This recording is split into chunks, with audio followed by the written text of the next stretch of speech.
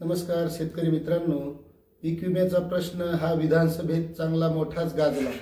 आता पीक विम्याचा प्रश्न नुसता विधानसभेतच गाजतो, पण शेतकऱ्यांना त्या गदारोळातून मिळतंय काय हा सुद्धा महत्त्वाचा प्रश्न आहे।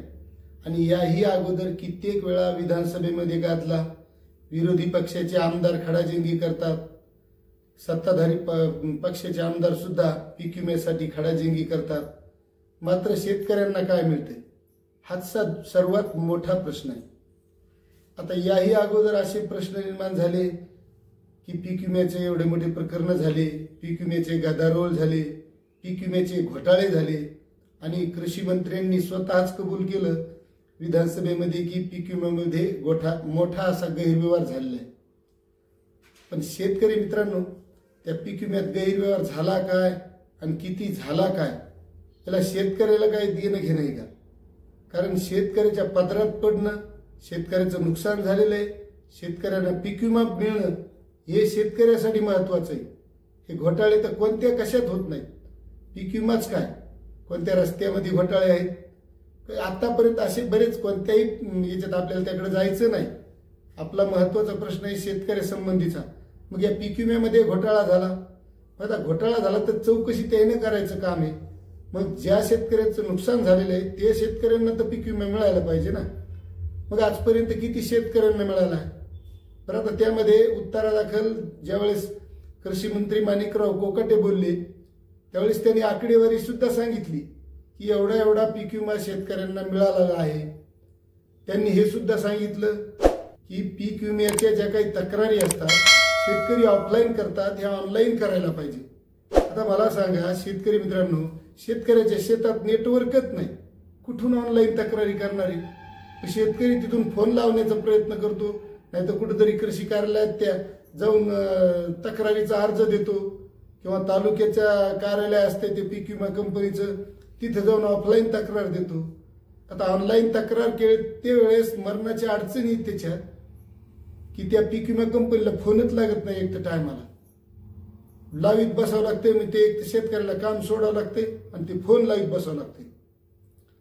म्हणजे जे यायला सरकारला ज्या गोष्टी करायच्या म्हणजे ते असं झालं की दुखत आहे म्हशीचं आणि इंजेक्शन वाघारीला। म्हणजे त्या पीक विमा कंपनीला बोलायचं तर ते काढलं जातं शेतकऱ्यावर की शेतकऱ्यांनी ऑनलाईन तक्रारी करायला पाहिजे।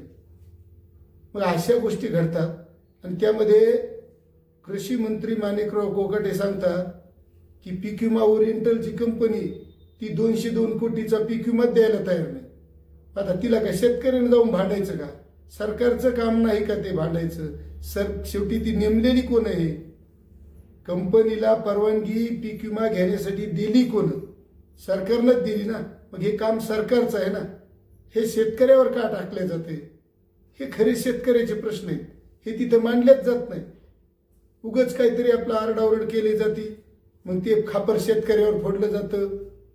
आता मला सांगा शेतकरी मित्रांनो, ज्यावेळेस नुकसान होतं शेतकरी पीक विमा कंपनीला फोन लावतात, कसा बसा फोन तर एक तर लागतच नाही, पण लागला तर वेळेत पीक विम्याची त्यात पंचनामा होत नाही आणि तो शेतात म्हणजे जे नुकसान झाले ते नुकसान दिसत नाही।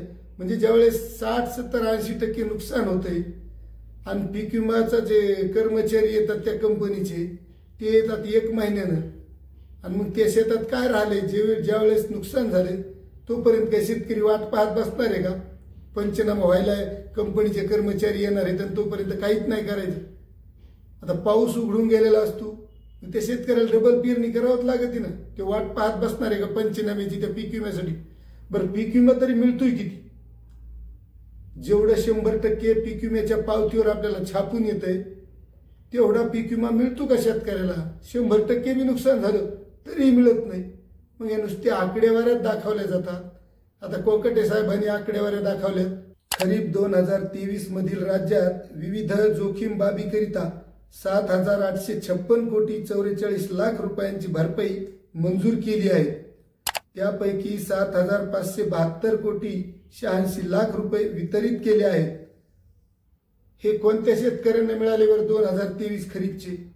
जर तुम्हाला मिळाले असले तर खरंच कमेंट करा, म्हणजे खरं भेटले असले तर खरंच बोलायचं। नसले भेटले तर खरंच भेटले का नाही ती सुद्धा कमेंट करा। खरीप 2024 मध्ये राज्यात 1,67,90,048 शेतकऱ्यांनी पीक विमा काढला होता। त्यांना 25 फेब्रुवारी पर्यंत 12,88,50,00,000 रुपये भरपाई मंजूर झाली आहे। त्यापैकी 52,93,00,000 रुपये वितरित करण्यात आली आहे। आता शेतकरी मित्रांनो, खरीप 2024 ची सुद्धा ही रक्कम मंजूर झालेली दाखवली, एवढी वितरित झालेलं सांगण्यात आले। याच्या आधी GRही भरपूर आले, मग शेतकऱ्यांना मिळाले का नाही? आता हे विचारण्याचं कारण सांगतो की बरेच शेतकरी कमेंट करतात की आम्ही KYC केली पण आमच्या खात्यात नाही आले, किंवा GR मध्ये आमच्या तालुक्याचं नाव आहे पण आम्हाला आणखी भेटलेच नाही, असे बरेच शेतकरी कमेंट करतात। बरे खरीप 2024 ची भी सांगतात एवढी रक्कम आली, कोणत्या शेतकऱ्यांना मिळाली? बरं खरंच मिळाली असली तर कमेंट करा, नसेल तर नाही म्हणा। बरं त्याच्यात पुन्हा एक ई पीक पाहणीचं कारण लावलं जाते।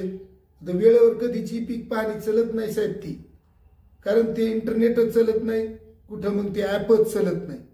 अशा अनंत अडचणी या शेतकऱ्यांच्या जीवनात आहेत आणि नुसता तिकडे विधान भवनात गदारोळ करून काही होणार नाही। शेतकऱ्याच्या पदरात पीक विमा पडलाच पाहिजे। शेतकऱ्यांचं नुकसान झाले। आता मी जास्त बोलणार नाही कारण माझा आवाज खराब आहे, सर्दी झाली होती त्यामुळे गळा बसला होता, पण व्हिडिओ बनवणं महत्त्वाचं होतं कारण शेतकऱ्यांचा प्रश्न आहे। शेतकऱ्यांना पीक विमा मिळत नाहीये, नुसता तिकडे गदारोळ चालतो, मात्र तो शेतकऱ्याच्या खात्यात येणं सुद्धा तितकाच गरजेचं आहे। मित्रांनो, तुम्ही जर आपल्या चॅनलवर नवीन असाल तर चॅनलला सबस्क्राईब करा, लाईक करा आणि हा व्हिडिओ प्रत्येक शेतकऱ्यापर्यंत शेअर करा। धन्यवाद।